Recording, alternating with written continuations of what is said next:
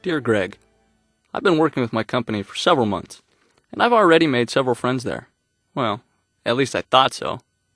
Last week I was in the bank doing some business with the teller when two of my friends at work walked up to the teller next to me. I'm sure they saw me, but they didn't say anything to me. Finally, I turned and said hello, but they barely nodded back at me. It was like they didn't know me at all. I thought we were better friends than that, and I admit that my feelings were hurt. Now I'm avoiding them at work, and I don't like that feeling. Am I making a big deal out of nothing here? It's remotely possible that they didn't recognize you, but it will be more productive if we simply deal with the more likely possibility that they just don't like you as much as you thought. Let's formulate a healthy response to that. When people disapprove of us, what are they telling us, and how should we react to that? This is a very common problem, and we've got to deal with that. Our tendency is to minimize that. Oh, they don't really dislike us, or we often horribilize it. Oh, woe is me, they hate me.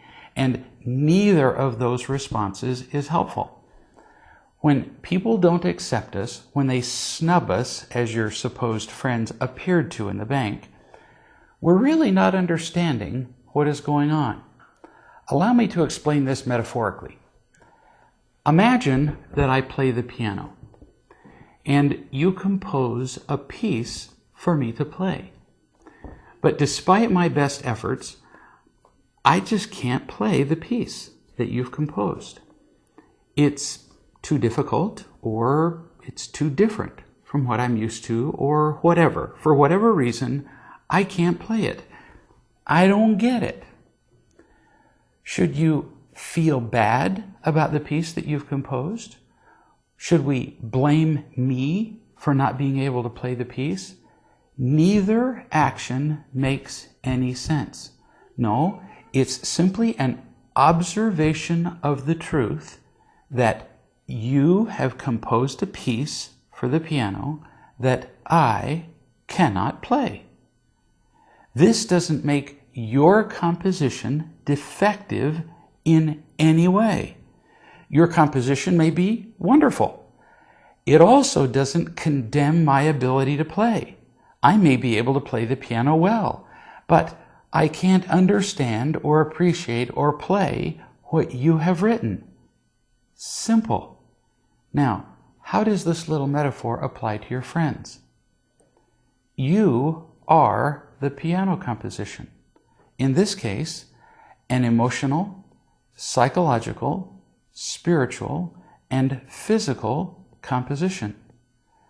There is no reason to suppose that there is anything wrong with you, with the life that you have composed.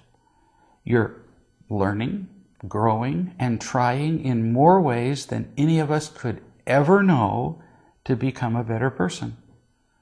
Which of us could possibly claim that you're not doing the best you can? Your friends, however, despite whatever other talents and abilities they may have, are simply unable to understand, comprehend, or appreciate who you are. They just don't get you. They cannot play, so to speak, the piece you have written. In short, they cannot unconditionally accept or love you. As in the metaphor, then, the choices are obvious. Your friends can choose now to not accept you, or they can choose to learn how to play you or accept you or appreciate you. Apparently, to this point at least, they have chosen not to learn to play the composition you have written. Where does that leave you? Let's talk more about that in our next session.